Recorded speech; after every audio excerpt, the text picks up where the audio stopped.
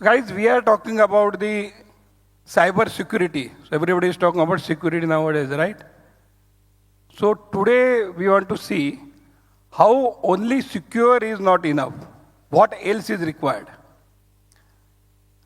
We all are saying that we have done various things and we all are secured and we put various tools and techniques for securing ourselves from the cyber attacks.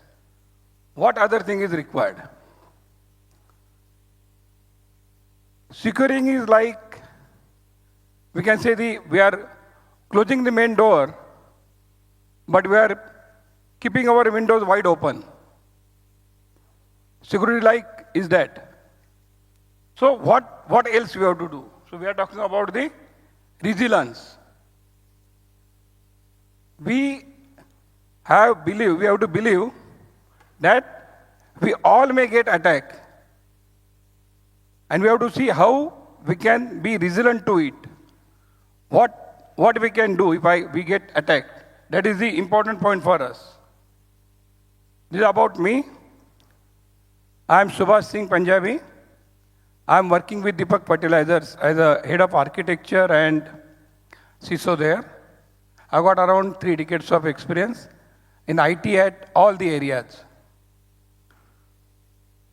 So we'll just see how security has evolved in last so many decades, since from 80s till date, what all we have done, and then also where we are, and why we are getting all these tools in these particular years.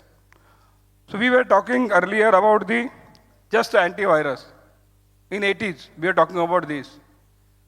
That anything is there means antivirus is a kavach for everything, right? If antivirus is there, then we are totally secured.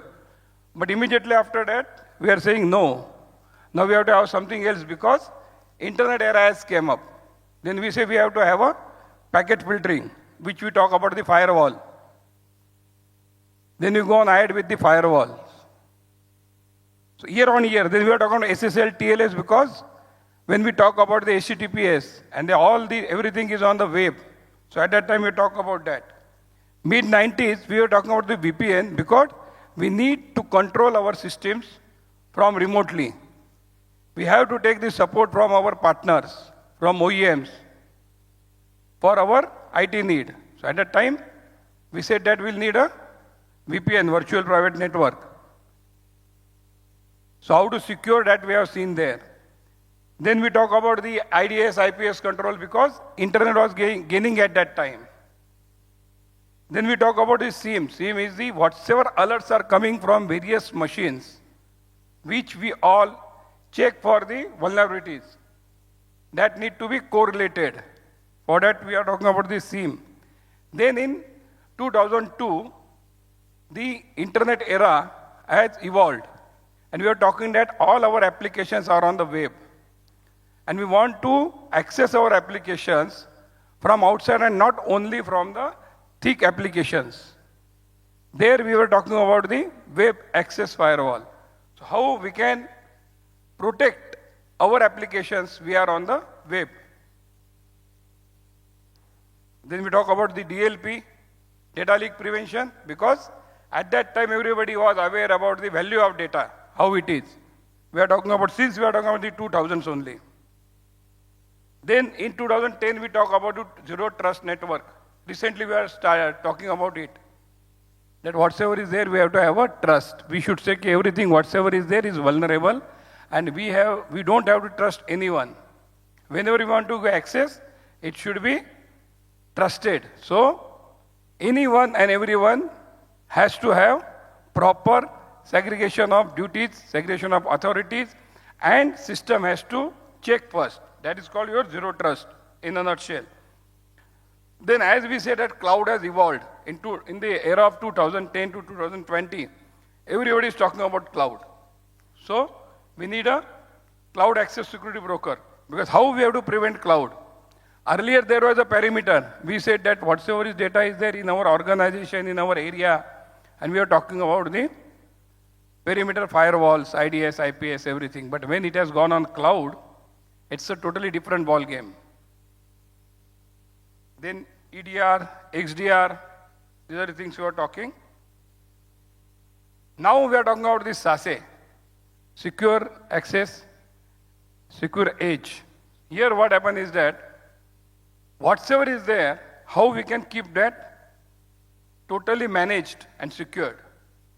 So what we have got it from here, in short, is that whenever something is coming up, the way we are progressing in the IT world, automatically some other vulnerabilities are coming up, and we have to control that also. So all these new technologies came up.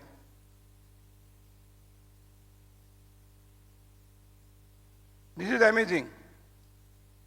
When we say that we are increasing our tools, but then also year on year, the global cost of cyber attacks are increasing. And it's a phenomenal.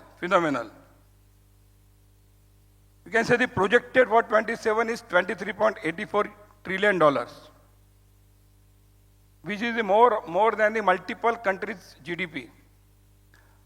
It's a humongous.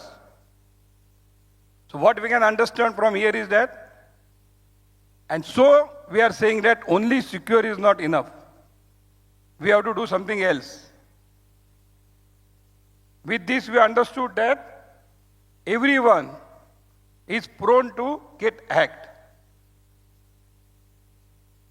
So, only security will not be enough. We have to step ahead of it. Because what hackers are doing, they are always ahead of us. How we have to be ahead of them and what else we have to do is important here. Just see these laws. 6 immutable laws of cybersecurity, if you talk about it, how it is, and what we have to say here is very important. First and foremost is, if there is a vulnerability, it will get exploited. 100% it will get exploited if there are vulnerabilities. Second law says, everything is vulnerable in some of the way.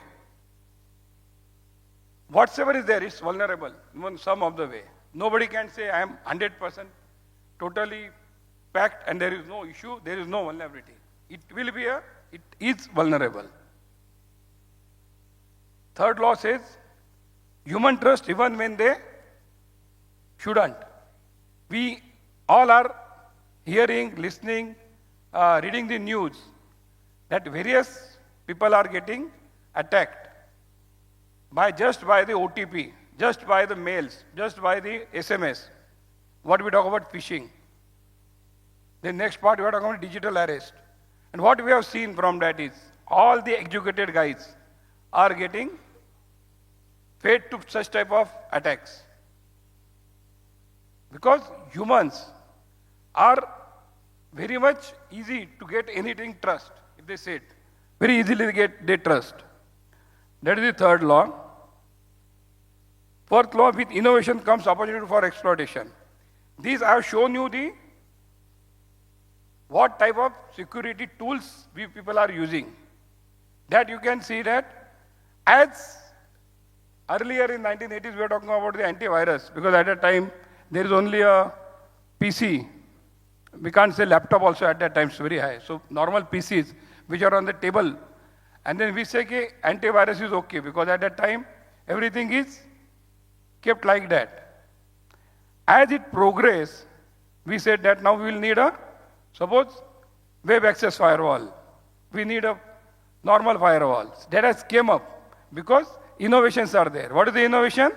From normal PC, we have gone to the cloud, internet. Internet came, correct? Then now we are talking about everything whatsoever is there on the cloud. Majority part is on cloud. There is no perimeter nowadays for every organization. So, whenever there is an innovation, there are the risk is coming up. So, with innovation comes opportunity for exploitation. Risk is there, vulnerability is there, it will get exploited. That is we can say the second law, what we have shown. 99% secure is still 100% vulnerable. Agreed? Agreed, everyone? So, it's like we are locking our car 99% time. Only once we left is open and it has got stolen. Right? So 99% we have done everything. And in security parlance, everybody is saying that we are 99% secured, 99% secured. But nobody is saying 100%. It is not possible because of the landscape and because of the new things coming up. Right? Earlier we used to say nowadays everybody is talking about various scams with the UPI.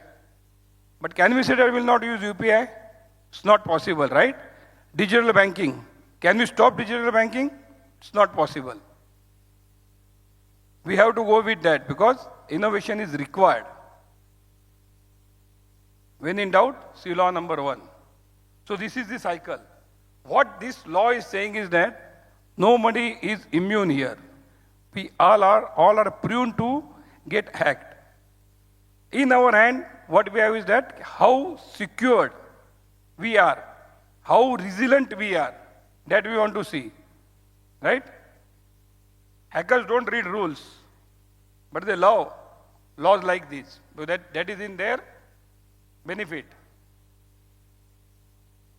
So you can just see some of the major cyber incidents in last 1 or 2 years I have just taken, and I have taken only major. If you see there are incidents are in the thousands. I'm just taken something here which I can explain here. Like a big organizations like BSNL, Angel One, Hathway, then also your Operation Sindoor. After Operation Sindoor, what has happened is that because these cyber attacks are not only for a regional or a small place or only for the monetary benefit, but it is getting used as a cyber war. Various countries are doing that. What has happened here is that in Operation Sindoor, it's very important to understand. Immediately after our Operation Sindoor, near about 1.5 million attacks has been done on our various government agencies, including defense. From that, only 150 has got succeed in intrusion. Ratio is 0.01%. But the impact is so high. Point here is that with these various new things, new innovation, what we talk about the plus side for our organizations, for our country, that is getting misused. Like we talk about AI. AI attacks. Why they can do 1.5 million attacks in a very small period? Because nowadays attacks are very easy to do. Because if you use the AI, you set up the algorithms, attacks will happen automatically. Nobody has to do anything. And it is in the volumes. Like here I said 1.5 million and 150 has struck. It's okay for them. For hackers or attackers, you don't need to have everything successful there. We as a security guardians, we have to secure everything and all the times, because here the ratio is 0.01%. For them, they can do these many of attacks because for them that is the bread and butter. But we as a security guys, we have to see how we can protect this, one thing. Another part, even if you can't protect, how we can minimize the effect. That we are coming up in the resilience. First and foremost, as I already said, we have to say that we are prone to the attacks and we have to ready with that. That is the key to it. If we are ready, we know that something will happen. We have to be ready. We should do the trials. We should do simulations. And we should see that such type of attacks comes, how fast we can come up, how fast we can bounce back is the key. It's not that we have a tool, we have given the awareness to our team, and now we will not get attacks. That is not so. We have to first think about that we may get attacked, and these are the things what we will do. This type of issues may happen. This type of effect may happen. Our business may go down. Organization may have got that type of effects. Correct? What we will do? What is there with us? Simple thing to understand is that suppose basic, we have a backups in place. How that backup is secure? How that backup is restorable? These are the very premium things, what we said, which has to be there. We have seen that. And when we talk about the organizations, they are very big organizations. They have got very big budget also for security. Also they are getting attacked. That we should understand that very clearly. Now, these are the challenges of traditional security. And why we are saying only security is not enough, that is there. Because in this security, normally it's a reactive. We do that, this will happen, then we'll take some action. That is the first part. So, what we have to do that? And it's a limited internal visibility. Now, the point here is that various time there are majority is the internal threats. From where it comes? It may be due to the awareness issue, maybe due to the disgruntled employees. It may happen. How we have to take care of it? Ineffective against the sophisticated attacks. What is that sophisticated attacks? What we are saying is that because the way IT is evolved, that is getting used by the hackers more than we all. But for them, that is directly useful. They can use that, they can make the more and more attacks in a less time. For that, because our earlier security tools, whatsoever we are saying, it will come up, we'll know. Till that time, they may attack and it may affect to us. Then we talk about the third party risk. Various organizations has got the chain. What we talk about is supply chain. Vendor, customers, suppliers, partners, you take anything, consultants. This everybody is talking to the organization's IT network in some or other way. So we have to see to it how we can make that particular thing also secure or resilient. And our traditional security is having some challenges in that. We are talking about the building resilience because with this only we are saying that is our topic, why we are saying only secure is not enough. Resilience means it's a difference between the steel ball and the rubber ball. We are saying resilience means we are saying it's not to fall down, but how fast you can bounce back. Because already we have started that we all are immune to the attacks. We have to see that how fast we can bounce back. That is a resilience in a nutshell. That is the resilience where we have to keep our mind strong and keep ourselves saying that all the things, whenever something happens, the impact will be negligible. Because of we are saying evolving cyber threats, shift of resilience and holistic cyber security. What do you mean by holistic cyber security? What we have seen here is that we are, as we have seen the tools from near about 40 years, how it has evolved. These tools, when we have taken, we normally go ahead with the, whenever there is the issue or something new we are doing, we are going ahead with the tools to protect it. We should not see that, but we should see the holistic way. We should see how these multiple tools are getting connected to each other, and we will get maybe the proper insight from it. That is the crux of this. This is the difference of security and resilience. Both things are required. Security is mainly which we can secure the things, but when we say resilience, is that as I explained you, that how resilient we are. It's the next part of it, correct? Security is a must. Security will say, give you the what has happened. It will give you the alerts. It will tell you if something is bad is happening. Now we have to see to it how fast we can work on it and resolve that particular alert. Understanding the alert in a minimal time is the key. Taking action on it is the key.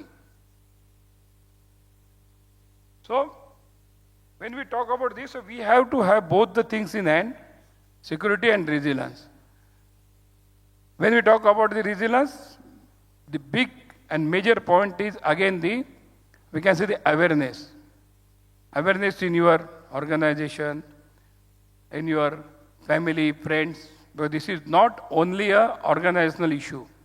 We know that it's personally also everybody is getting hacked and they are losing a big chunk of money.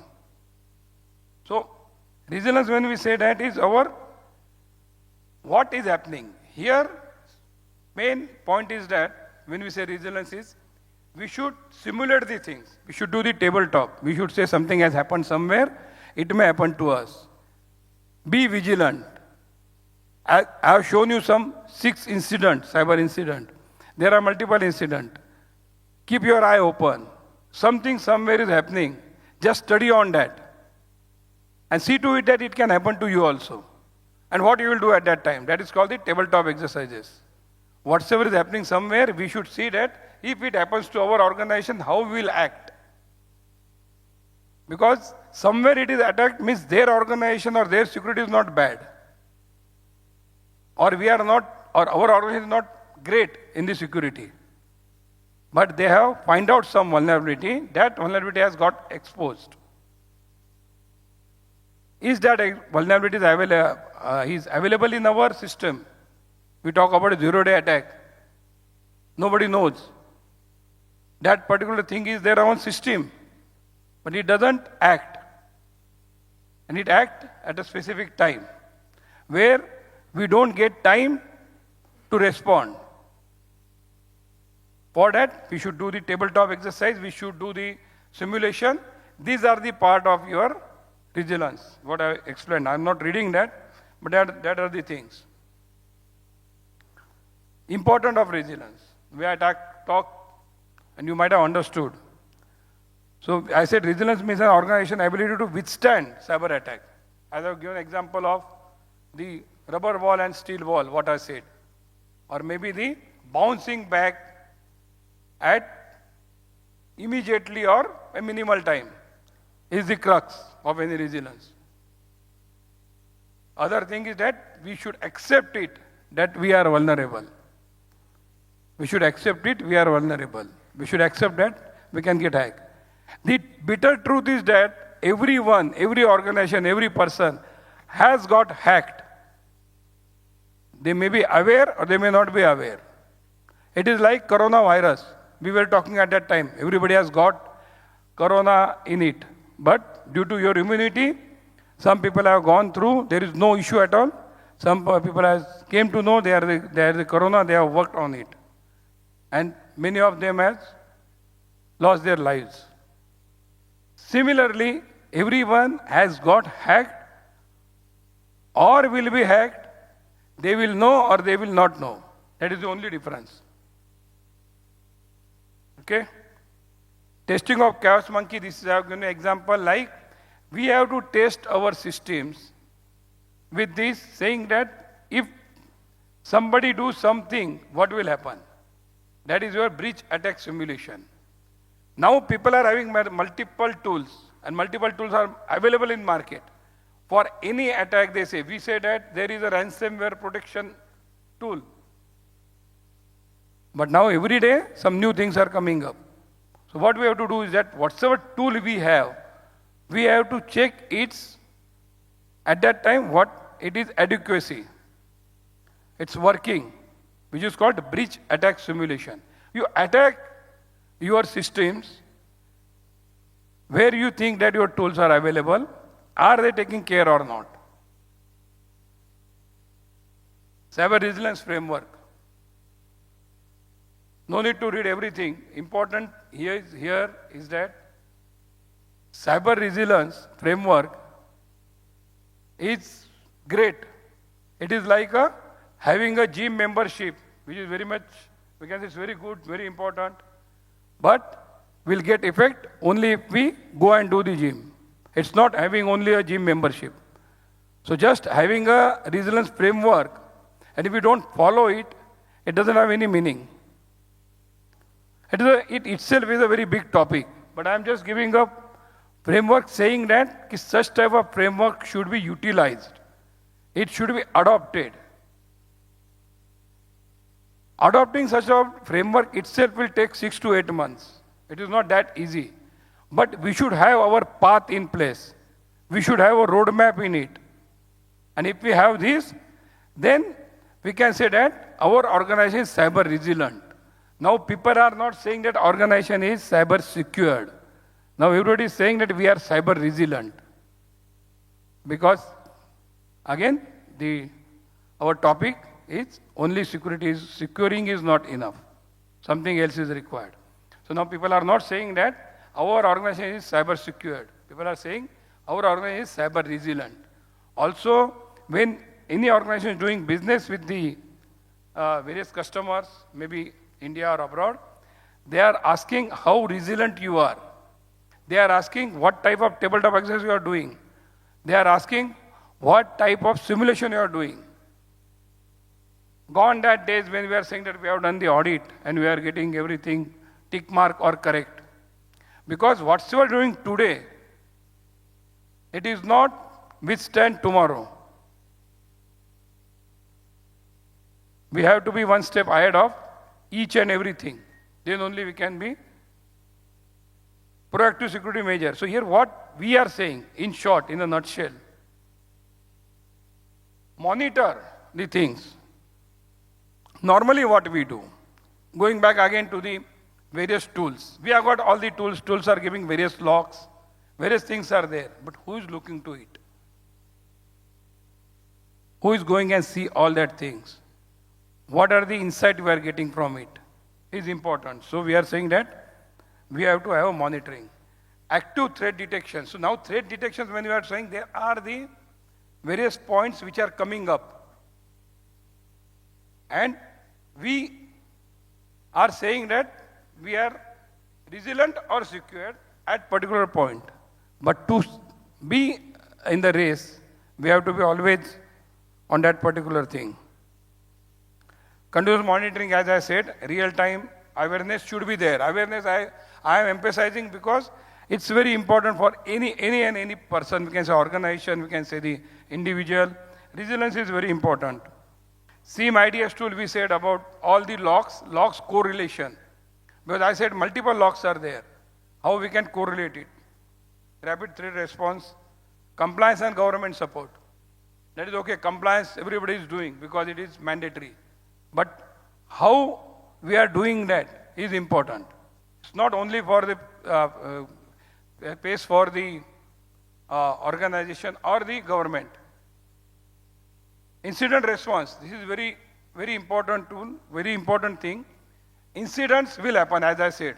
We all are prone. How we are responding to it, what we are doing, how we are going to the RCA to it. It's not that something has happened and we have corrected. Why it has happened? Again, the old thing what we are talking, why analysis. All the things, 5 whys. Then you will get why exactly it has happened and what we have to do, which tool has failed or which tool is required. That come from it. Means there is a basic thing we said that whatsoever has happened, first you just contain it. But then you should go into the depth of it. Don't leave there. And it happens. Near about 90% people are doing that. What we have seen here is that people are having there all the tabletop exercises in detail, written everything what they want to do. But when actually it happens, it doesn't work. Because, as I said, maximum 1 month, 2 months, and that gets something new comes. So for that it has to be always tested and checked. Where we talk about business continuity, it will come up. Business continuity, backup, everything is okay. But now the thing is that how that backup is safe. When the ransomware happens, they also go and do the attack on your backup. So how your backup is immutable, how your backup is safe, is your backup is retrievable. All that things are very important. These are the key takeaways. Reliance and proactivity. So when you say reliance, so it's a proactive measures. How and what we are doing proactively. Continuous monitoring, business continuous learning, holistic cybersecurity approach, what we said.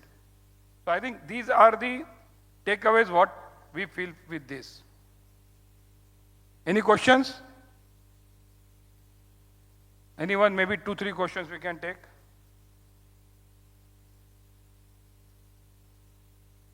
No question?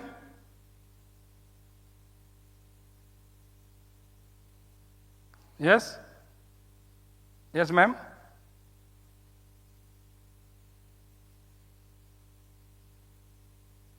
Okay. Thank you very much. So we say cybersecurity is no longer just enough, it's intelligent resilience. What we need, it's not security, but it's a resilience. Your feedback is very important. Please scan this and give feedback.